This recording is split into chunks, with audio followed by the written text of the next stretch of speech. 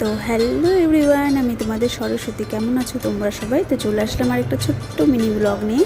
তো এটা ছিল মে মাসের 13 তারিখের ভিডিও। আর দেখো, সকালে ঘুম থেকে উঠে আমি ঘর ঝাড়ু লাগিয়ে দিচ্ছি, তারপর ব্রাশ করে নিলাম, তারপর রাতের কিছুটা এঁঠো বাসন ছিল সেটাও ধুয়ে নিলাম, তারপর চট করে চান করে আমি রেডি হয়ে গেলাম, কারণ আমরা ডক্টর কাছে যাবো কিষানগঞ্জ। দেখো, এদিকে মায়ের চান করে পুজো করাও হয়ে গিয়েছে, আর আমি একটু চা খেয়ে নিয়েছি। মা খায়নি, কারণ মায়ের টেস্ট ছিল। তারপরে বেরিয়ে পড়লাম দুজনে। তো ট্রেন আমাদের লেট ছিল, যে কারণে একটু ভিডিও করে নিলাম। ফাইনালি ট্রেন চলে আসলো, দুজনে উঠে পড়লাম।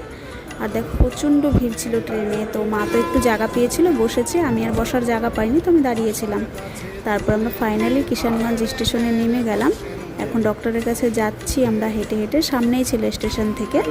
তো ফাইনালি ডক্টরের চেম্বারে পৌঁছে গেলাম। আর এখানে নাকি সকাল 8টার দিকে নাম লিখিয়ে দিতে হয়, তারপর 11টার দিকে ডক্টরবাবু আসেন। তো আমরা এখানে বসেছিলাম, ওয়েট করছিলাম ডক্টরবাবু কখন আমাদেরকে নাম ধরে ডাকবেন আর আমরা ডক্টরবাবুকে দেখাবো। তারপরে এখান থেকে প্রচণ্ড ভিড় ছিল, অনেক পেশেন্ট ছিল, রোদ গরম অনেক ছিল। আর ফাইনালি ডক্টর দেখানো হয়ে গেল।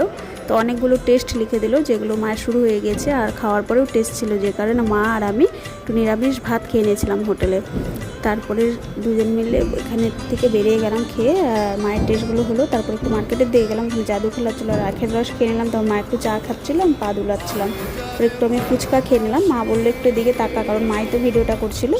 তারপর আবার ডক্টরের কাছে গেলাম। তো ডক্টরবাবু এখনও লাঞ্চ করে আসেননি, যে কারণে আমরা একটু মলে চলে গেলাম, কিছু কিছু জিনিস নিয়ে নিলাম। তারপরে আবার আমরা ডক্টর কাছে এসে সব চেক আপগুলো দেখালাম ডক্টরবাবুকে, ওষুধপত্র নিলাম। তারপর ট্রেন ধরার জন্য এখন টোটোতে উঠে গেলাম, আর ট্রেনেও বসে গেলাম। আর দেখো কতটা ক্লান্ত হয়ে গিয়েছিলাম সারাদিনে। তো ফাইনালি ডালখোলা পৌঁছে গেলাম। আর বাড়ির সামনে দেখি অ্যাম্বুলেন্স, দেখে তো আমরা পুরো ভয় পেয়ে গিয়েছিলাম দুজনে।